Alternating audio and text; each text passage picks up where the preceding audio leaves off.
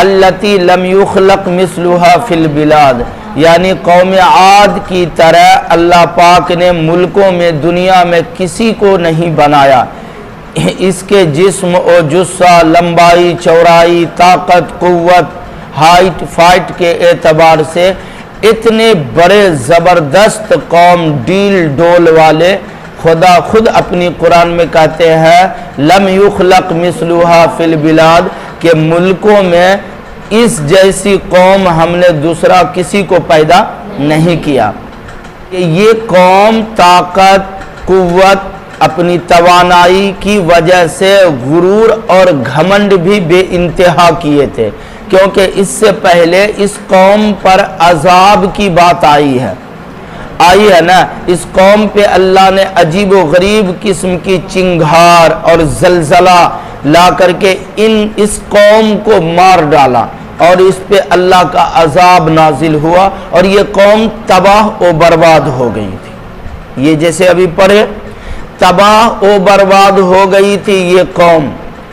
اس قوم کو اپنی طاقت، اپنی کلاکاری اور اپنے جسم و جثہ اور اپنے ڈیل ڈول پر بے انتہا غرور اور گھمنڈ تھا کہ من اشد منا قوہ، ہم سے زیادہ پاورفل، طاقت والا، قوت والا، صلاحیت والا، اتنا لمبا چوڑا ڈیل ڈول اور ہے کون جس کے آگے ہم سجدہ کریں، جس کے آگے ہم جھکیں اور اس کی ہم بات مانیں۔ ہم خود بہت بڑے پاورفل آدمی ہیں، لیکن اللہ کے عذاب کا کوڑا برسا اور یہ قوم تباہ و برباد ہو گئی۔ یہاں سے ایک دوسری قوم کا اب تذکرہ کر رہے ہیں، آگے کہہ رہے ہیں وَثَمُودَ، فی البلاد آیا نا، وَثَمُودَ، اور قوم سمود کے ساتھ،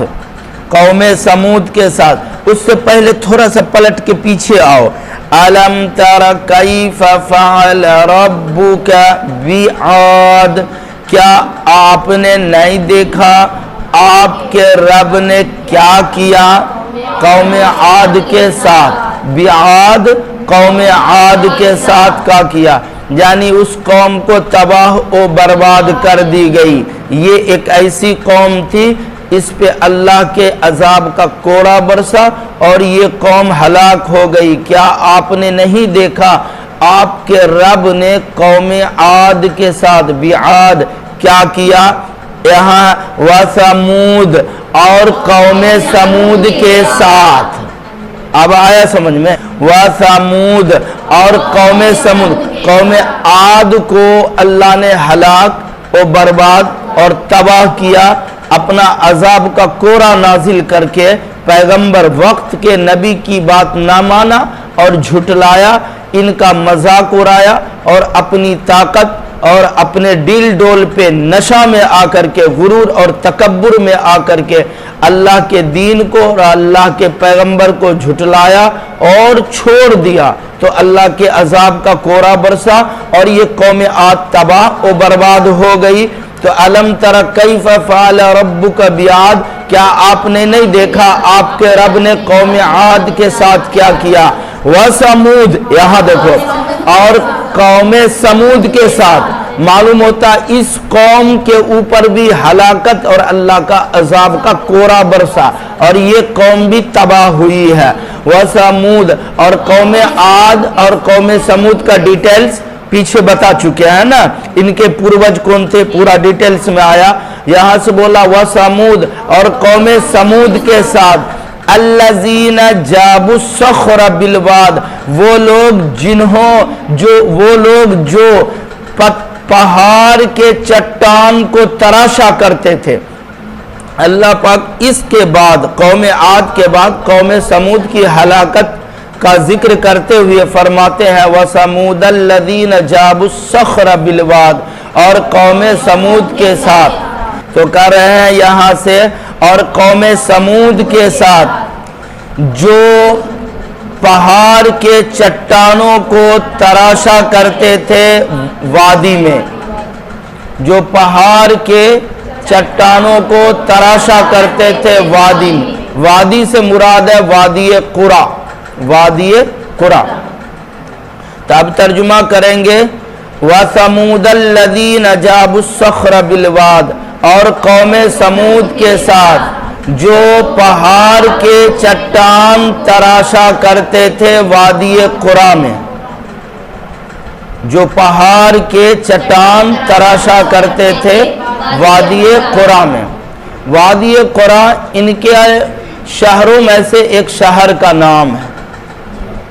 قوم سمود کے شہروں میں سے ایک شہر کا نام ہے وادی قرا۔ تو یہاں قوم عاد کا ذکر کیا، الم تر کیف فعل ربک بعاد، کیا آپ نے نہیں دیکھا آپ کے رب نے قوم عاد کے ساتھ کیا کیا؟ وَثَمُودَ الَّذِينَ جَابُوا الصَّخْرَ بِالْوَادِ، اور قوم سمود کے ساتھ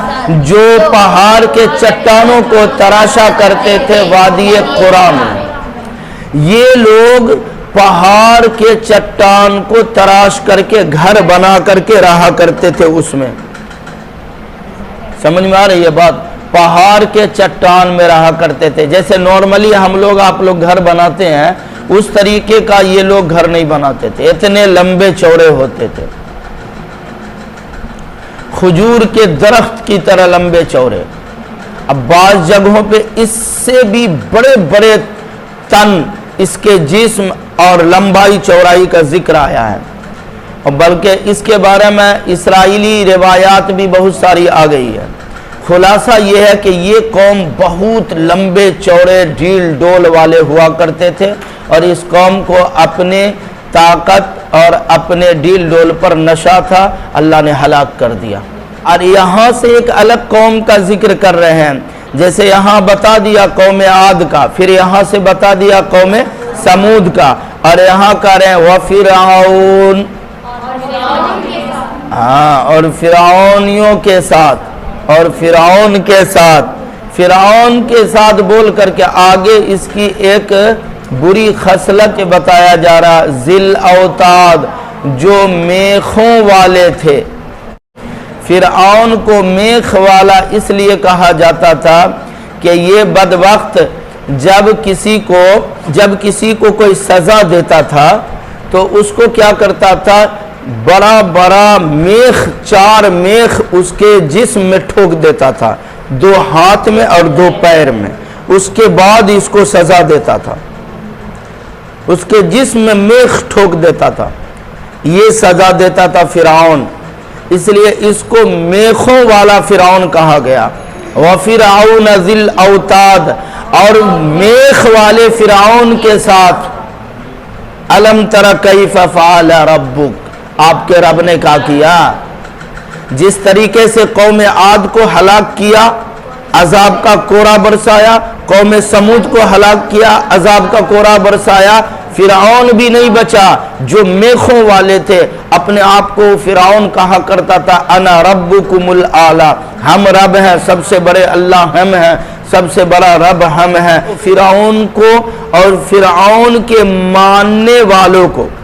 خود فرعون کو اور فرعون کے ماننے والے کو اللہ نے سمندر میں ڈوبا ڈوبا کر کے مار دیا،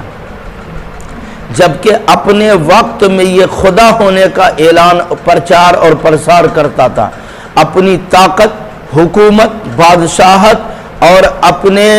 صلاحیت کی بنیاد پر، اپنی فوج کی بنیاد پر، حکومت کی بنیاد پر یہ لوگوں کو خدا منواتا تھا کہ مجھے خدا مانو، مجھے اللہ مانو۔ اور اتنا پاورفل فوج والے آدمی، اتنی بڑی حکومت کرنے والے، اس قوم کو بھی اللہ نے فرعون سمیت ڈوبا کر کے سمندر میں ہلاک کر دیا، مار دیا۔ اور آج بھی فرعون کی لاش کے بارے میں ہے، مصر کے عجائب خانے میں آج بھی ان کی لاش پڑی ہوئی ہے۔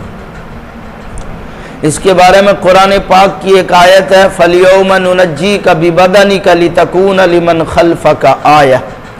اللہ تعالیٰ اس کے جسم کو آنے والی جنریشن کے لیے، آنے والی نسلوں کے لیے عبرت بنا دیے، عبرت کا نشان بنا دیے کہ دیکھو اتنے بڑے ظالم اور اتنے خدائی کا دعویٰ کرنے والے شخص کا انجام یہ ہے۔ قیامت تک لوگ آئیں گے اور فرعون کی لاش کو دیکھ کر کے عبرت حاصل کریں گے، اپنے آپ کو خدا کا دعویٰ کرنے والے اور ظلم کی انتہا، ظلم و بربریت کرنے والے